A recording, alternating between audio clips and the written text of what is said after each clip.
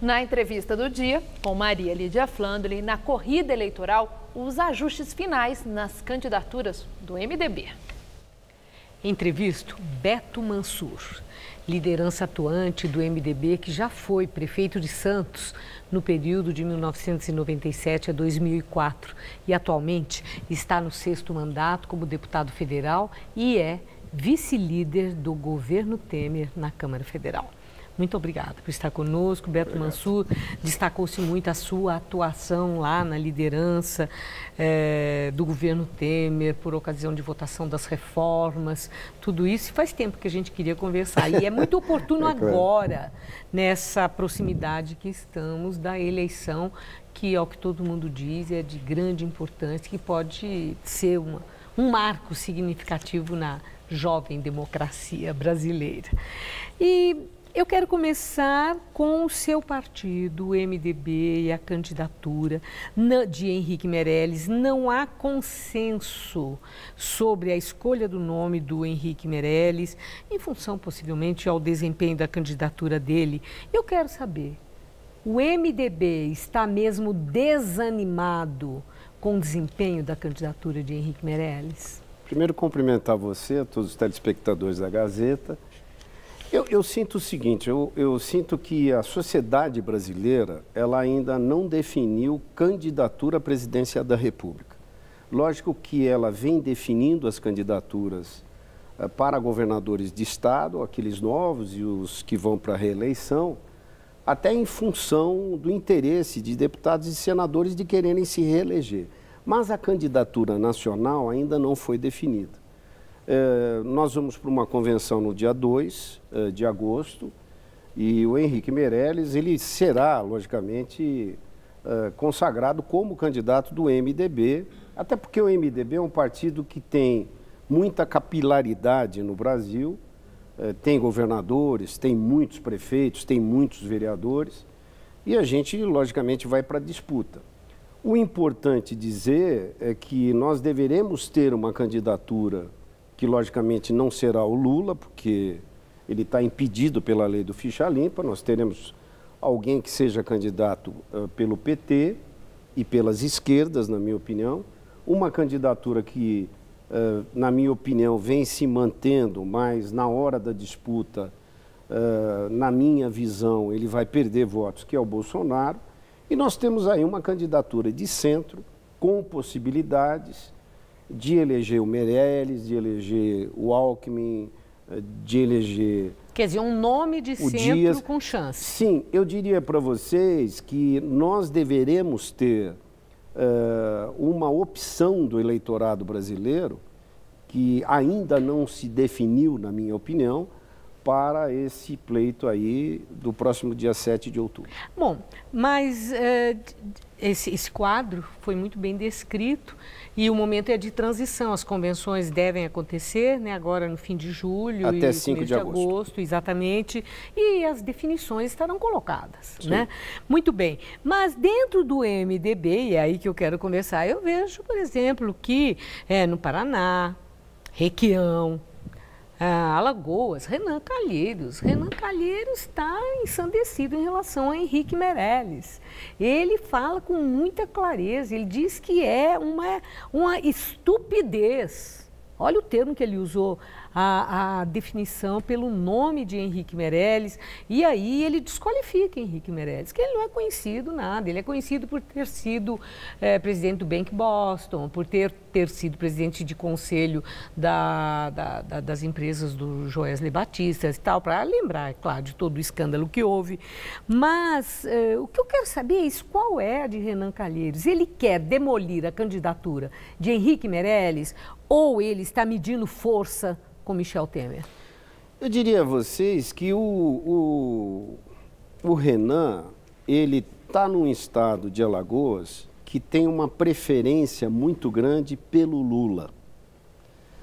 E outros candidatos, quer sejam os candidatos de centro que estão aí colocados, ou o candidato, por exemplo, como o Bolsonaro, não tem uma presença, logicamente, forte junto ao eleitorado. O Renan, ele é candidato a um cargo majoritário, que é um candidato a Senado. O filho dele é candidato a governador. Então, na verdade, ele está tomando uma posição no interesse eleitoral dele, da família, não no interesse, diria você, do MDB. Lógico que você tem... Mas ele é uma liderança forte. Sim, concordo. Do partido lá. É até uma grande liderança, como, por exemplo, o Requião, que é ligado ao Lula, foi ligado a Dilma, lutou muito contra o impeachment e tem uma posição no MDB no Paraná. Você tem essas especificidades regionais, diria para você, em determinados estados, mas se a gente fizer uma análise, e estamos fazendo essa análise, o Meirelles, ele ganha dentro da convenção com uma margem larga e será o candidato à presidência da República pelo MDB. Bom, o Henrique Meirelles não sai dos 1%, não saiu ainda. A sua análise de uma conjuntura mais ampla do Brasil foi já colocada, mas tem um peso muito grande também para o Henrique Meirelles, que é o fator Temer.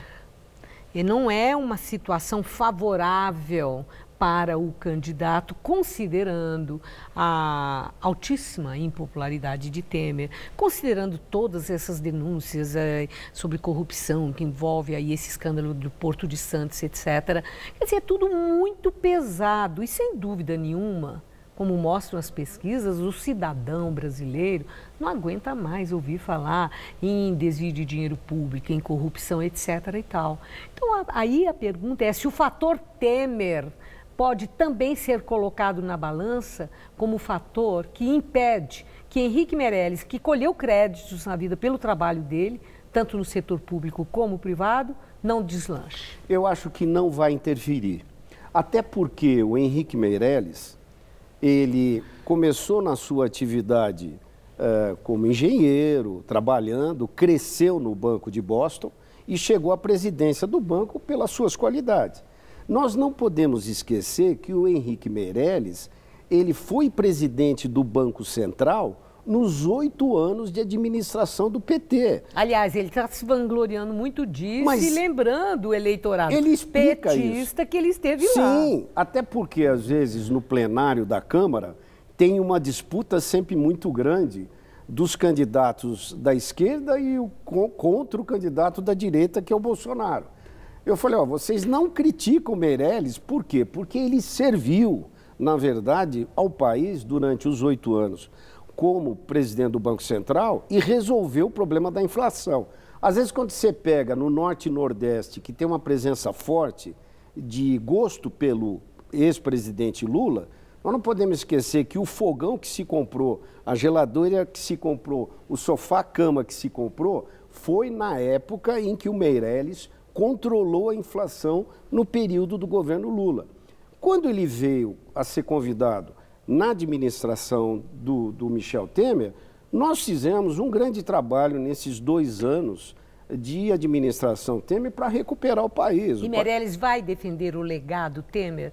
É bom, é conveniente para a candidatura dele? É conveniente defender porque nós fizemos muito. Nós fizemos e aprovamos o controle de gastos, nós aprovamos uma nova legislação trabalhista, nós aprovamos a terceirização, nós aprovamos muita coisa, Maria Lídia, durante esse período de 2 anos, que foram coisas positivas para o Brasil. A gente não pode esquecer que nós pegamos o país numa situação de muita dificuldade financeira e econômica, e nós estamos recuperando o país. Aí o estamos recuperando já é, acho que uma lealdade sua, porque nesse momento a gente percebe que não está tudo tão próspero e indo bem como já foi há meses passados. Sim, mas piorou bem. O que eu quero dizer a vocês é que nós estamos com uma inflação baixa, comparável com a inflação de 2 anos atrás. O juro vem baixando e é importante que a gente tenha consciência disso. Nós temos, lógico, você tenha pontualmente um desemprego num determinado mês, mas na soma média dos últimos meses, você tem um crescimento do emprego dentro do país e aumento da atividade econômica. Bom, hoje, lamentavelmente, a notícia foi o contrário, né? Que, infelizmente, sim, mas não na foi uma média boa você notícia tem pro um emprego. crescimento. Né? Bom, mas, Beto Mansur, Ciro Gomes, que não tem muito autocensura quando quer falar o que pensa, ele atacou fortemente o presidente da República, Michel Temer. Chamou de golpista, de chefe de quadrilha, diz que Temer vai ser preso, etc. O que eu quero saber é se é verdade que Michel Temer mandou um recado para o PP, por exemplo, que se apoiar Ciro Gomes vai ter um custo isso. Perde ministérios no governo dele, da saúde, das cidades, da agricultura, o comando da Caixa Econômica. Temer se ofendeu a ponto de fazer esse tipo de ameaça? Eu acho que não. O problema grande de um Ciro Gomes são as propostas que ele apresenta. Muitas vezes, nós temos um grupo de políticos e de partidos políticos e de candidatos que querem o desenvolvimento do Brasil. Não tem como, na minha visão, eu já fui prefeito de uma cidade grande e hoje eu estou acompanhando as finanças brasileiras. Não tem como o próximo presidente da República não discutir durante essa campanha uma reforma da Previdência, porque nós estamos com 260 bilhões de reais de déficit, que foi o de 2017. Não tem como você não discutir uma reforma tributária. Então, quando você pega um determinado candidato, como o Ciro Gomes, que na minha visão, ele se destempera não só no varejo, mas também naquilo que é fundamental, que são as propostas para o país no futuro. Ele acaba não tendo, não é o apoio do presidente Michel Temer, ele acaba não tendo o apoio desse grupo de partidos políticos e de políticos, na verdade, que querem o desenvolvimento do Brasil. A última pergunta, bem rapidamente, é o seguinte: se a candidatura Henrique Meirelles, até a convenção dia 2, que está aí perto, não deslanchar, não houver o consenso dentro do partido, existe a possibilidade, o MDB está aberto para uma aliança com o PSDB e apoiar uma outra candidatura, a de Geraldo Alckmin, por exemplo, que agora conquistou todos aqueles partidos do chamado centro democrático reformista? Diria para você que tempo de televisão muitas vezes ajuda, mas também muitas vezes atrapalha. Eu já fiz 11 eleições. O que é importante dizer a vocês é que nós vamos para a disputa de primeiro turno e vamos para o segundo turno. Aí pode ser que o PSDB venha conosco para a gente ganhar a eleição. O senhor é otimista. Sou otimista. Muito obrigado, uma boa noite. Esther.